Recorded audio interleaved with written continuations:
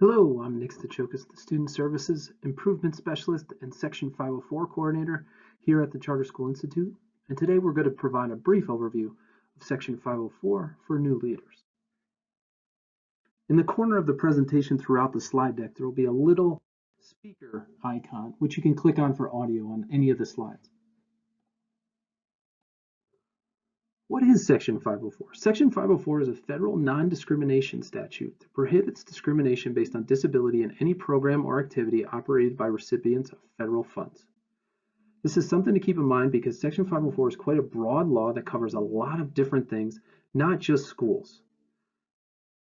The other thing that Section 504 has is that, or what Section 504 is that no otherwise qualified individual with a disability shall solely by reason of her or his disability be excluded from participation in, be denied the benefits of, or be subjected to discrimination under any program or activity receiving federal financial assistance.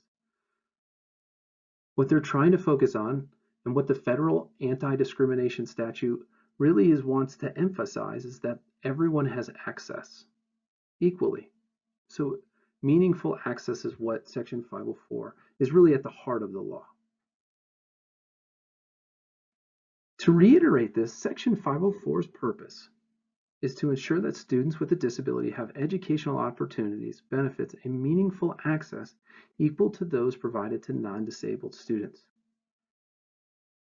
One thing we sometimes confuse Section 504 and even IDEA and IEPs is that what students would benefit from is a question that often comes up when we're thinking about 504. And what we really should be focusing on when we're thinking about accommodations or supports is, does the student need accommodations to get access that is equal to their non-disabled peers?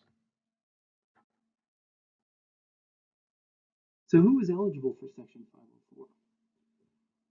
Students eligible for services under Section 504 protections have three things.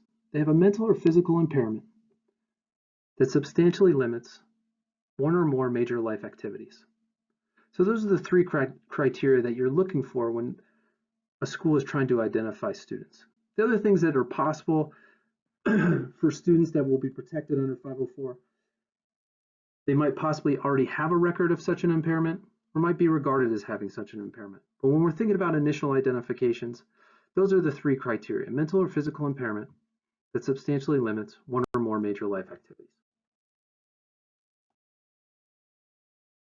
So who should be evaluated for Section 504?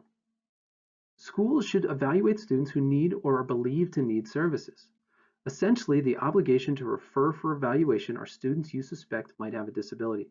So if a parent brings in documentation of a student that possibly has a disability according to that documentation, one could argue that the student falls into one of those categories, are believed to be in need of services.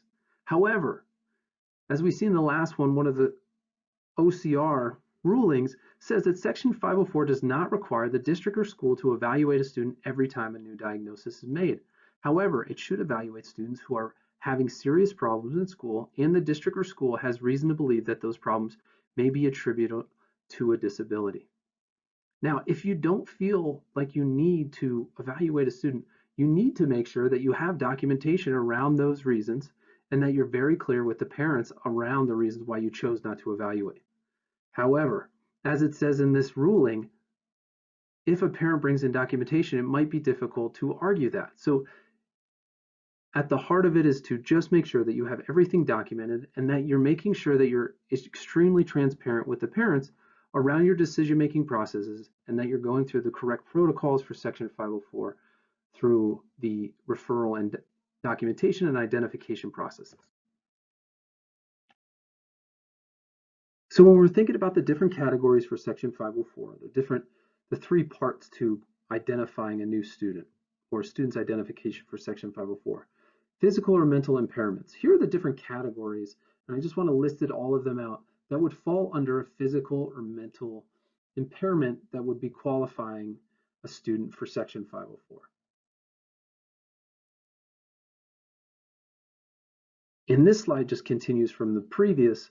These are the physical or mental impairments that could potentially qualify a student for Section 504. Now, this list is not exhaustive, but it's quite extensive. So it's one of those things, it's intentionally broad since the law is based around a non-discrimination statute. So substantially limited, that's the second part of the Section 504 identification process. So we covered a physical or mental impairments that could potentially be qualifying impairments for a student under Section 504. And here I want to talk just a little bit about substantially limited, because schools often struggle with how to define that. And unfortunately, there is no specific part of the Section 504 statute that defines what substantially limited is. What we have is limited court cases around that definition and what courts look at when they're trying to determine what is substantially limiting or not. So here are some things to consider when you're trying to figure out if a student's impairment is actually substantially limited or not. So in determining whether an impairment is substantially limiting, courts look to the nature and severity of the impairment. They look to the duration or expected duration of the impairment and the permanent or long-term impact resulting from the impairment. And in one court case, when they were trying to interpret what substantially limited mean, to demonstrate that the student's impairment is substantially limiting, a student must advance individualized evidence that a limitation is substantial in the context of the major life activity as a whole. Now, granted, that is one court's interpretation of a very broad statute, a statute that's not specific to schools. So that's just something to keep in mind. It's a little bit of guidance around that. But how is it substantially limiting? And the other thing to think about with substantially limiting, it's compared to their peers. And their peer group, oftentimes we think about just in their school, but you actually want to think of it almost broader than that, within their district or even within the state. How would it be substantially limited in that kind of peer group? So that's one way to think about it as well. So possible major life activities that would fall under Section 504. So this is the third part of the identification trifecta for Section 504. You have physical or mental impairments, you have substantially limiting, and then major life activities. And here are the list of the different major life activities that Section 504 could fall under, but it's not limited to this list, but this is just kind of a general list for that. So just a quick recap of Section 504. Section 504 is a federal law that prohibits discrimination on the basis of disability in order to ensure students have meaningful access to educational opportunities. Students who are eligible for Section 504 protections have a physical or mental impairment that substantially limits a major life activity.